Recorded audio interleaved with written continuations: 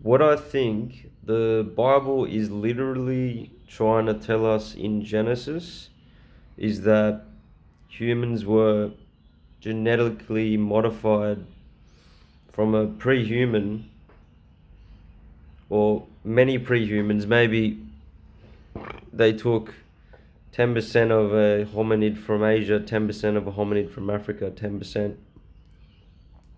from a hominid from Europe, 10% from a hominid from South Asia, 10% from a hominid from Australia, and then mix their own DNA in there with it to create a more advanced hominid or humanoid, which was then called Homo sapien or human. So there's human, and then there's lesser human, like hominoid.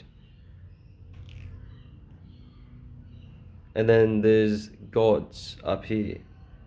So, gods, human, hominid. And I think after that, there was a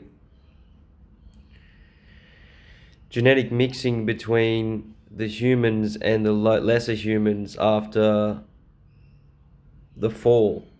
So what happened was we were working with the gods, and then the story is from Adam and Eve is they became too interested in learning information that's not for them. They became intellectually greedy, they became intellectually arrogant, and then they got kicked out of the garden, and they will then become mortal, and that's because the powers were taken away from them, or maybe the lifestyle was in such a way that it meant they couldn't live forever, or maybe the genetics were modified by the gods so they couldn't live forever, or I'm not too sure of the story.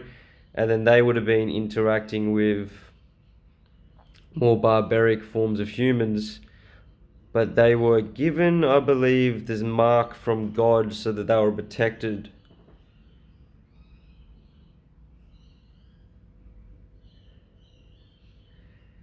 And so they would have been coexisting with other lower forms of humans, mating with them, Neanderthal-like beings, creating new types of humans all around the world from all the different types of lesser humans that were around the world. That's why we have different races. Every race is like a different type of human, really, that is at varying ratios of hominoid within it. All would have God's DNA within it to varying degrees, and that's just what it is. And the humans were created by the gods to rule over the earth. It literally says that in the Bible, and to give the laws and everything. And all the laws have come from this bloodline.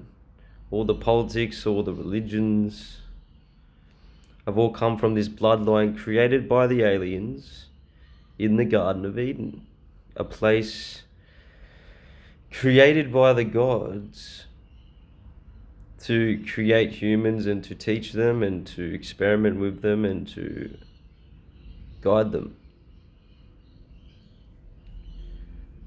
And that's really just it.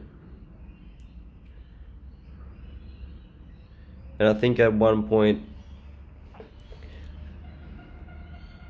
they would have left because we had a falling out with them. I think they just did what they needed to do, and then we got too greedy or what have you, and they just left us here to basically fend for ourselves, to be left to our own devices, and to be independent. And that's just what we're doing. We're developing the world. It's ever since this happened, which was about 6,000 years ago, five, or maybe 7,500 years ago, in the Middle East is where they started it. because it's a central location. It's in between Africa, Europe, and Asia, and close to South Asia, and that eventually connects to China and Japan and Korea and Australia and the Americas to some extent, but they, I believe, were colonized much later on, when the English and the Spanish went to Americas.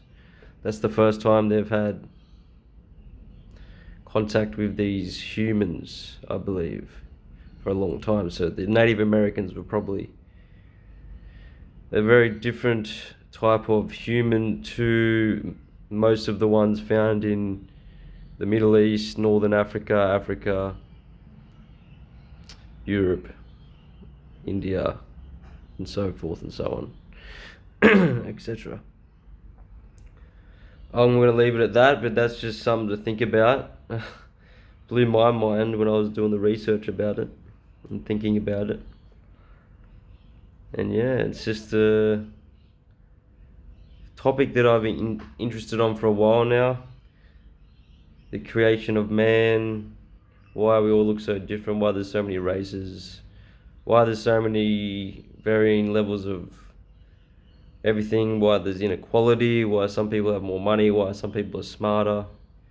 It's just such a unique thing to humans, because if you take a species of animal, they all look very much alike to each other, and they're very similar in behavioral ways as well also.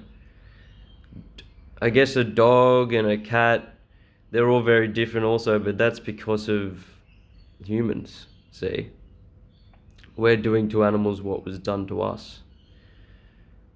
And so, same with cats. There's a lot of different types of cats because we've been doing selective breeding, this and that, blah, blah, blah, blah. But if you look at animals left to their own devices, they all look pretty much the same. We all look different. Very different. It's the only two people that look alike are either twins or siblings or whatever have you. But most humans look very different, and that's just what it is.